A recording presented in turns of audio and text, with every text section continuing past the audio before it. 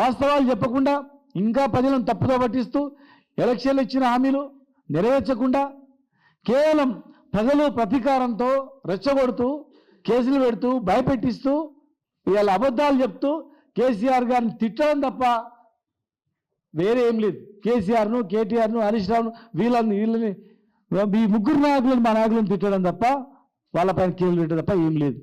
దయచేసి ఇచ్చిన హామీలు నెరవేర్చండి. మీ డిక్లరేషన్లు ఇప్పుడు ఎవరు నమ్మే పరిస్థితి లేరు. కామారెడ్డి డిక్లరేషన్, వరంగల్ డిక్లరేషన్, ఎన్నో పేర్లు ఎంతో పెద్దగా గొప్పగా ఎక్కడ లేనటువంటి పెట్టింది. ఇలా హైకోర్టు తీర్పిచ్చింది. మీరు వెంటనే రోడ్ మ్యాప్ ప్రకటించాల్సిన అవసరం ఉంది.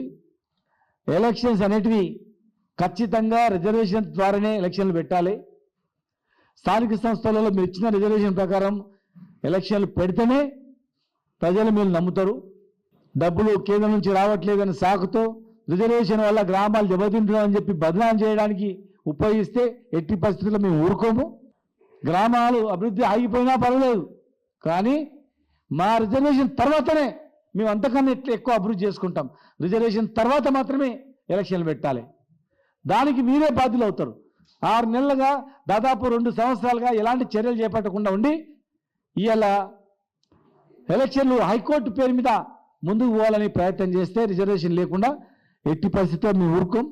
ఖచ్చితంగా దాన్ని ప్రజల దగ్గర తీసుకెళ్తామని, ఇచ్చిన హామీలన్నీ నెరవేర్చాలని చెప్పని కాంగ్రెస్ పార్టీలో ఉన్నటువంటి బీసీ నాయకులు కానీ చాలామంది ఓసీ నాయకులు కూడా సామాజిక న్యాయం జరగాలంటే ఖచ్చితంగా ఎమ్మెల్యేలో ఎంపీలో రిజర్వేషన్ లేదు, కనీసం స్థానిక సంస్థల్లో లేకపోతే ఖచ్చితంగా ఈ దేశవ్యాప్తంగా మరొక ఉద్యమం వస్తుంది. అది తెలంగాణ నుంచి స్టార్ట్ అవుతుంది, తప్పు అవుతుందని కూడా చాలామంది చెప్తున్నారు.